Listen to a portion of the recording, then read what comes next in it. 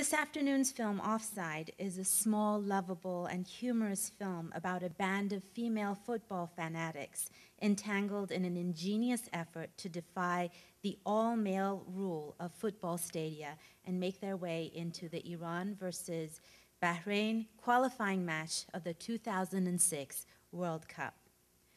By representing the social dilemmas faced by these daring women, in their attempt to join their equally passionate male friends in the stadium, Offside takes on a rather minor social problem, but ends up unraveling much greater hauntings for Iranian society. This is not untypical of Jafar Panahi's films. In his 1995 debut film, The White Balloon, for which he won the Camera d'Or at the Cannes Film Festival, Panahi tells the story of a young girl in search of a goldfish for her family's New Year table. In following the young girl's adventures through the streets, the back alleys of Tehran, Panahi's camera documents in the edges, the backdrops, and the corners of every frame the poverty, the corruption, and the inequalities of Iranian society under the watchful eye of a purportedly egalitarian Shiite rule. In doing this, Panahi also exposes the limitations that are put on his art, which, though primarily engaged in the visual and the sensual, is by law barred access to visuality and denied its sensual pleasures.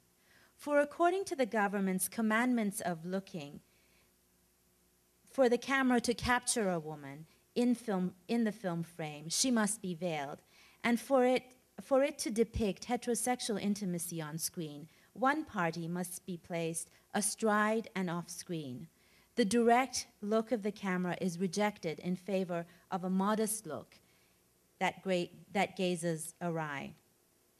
This sense of modesty pervades the law and the logic of female access to football stadia as well. Thus, the title Offside invokes in part the placement of women in Iranian film off-screen. But of course, as it is true everywhere, the laws governing film and football are one thing, and their interpretation and execution are something entirely different. In the social context, the police make sure people respect the law, but people will always try to do what they want to do anyway, says Panahi. Regarding football, the ambiance inside a stadium is perceived to be highly virile and masculine. Men in this context are prone to become rowdy and insulting each other, and this fuels the debate, especially amongst certain conservatives, if women should be exposed to such behavior. Offside is so ensconced in this reality that it was actually filmed during the event it dramatizes. It was reported that approximately 110,000 people showed up to this game.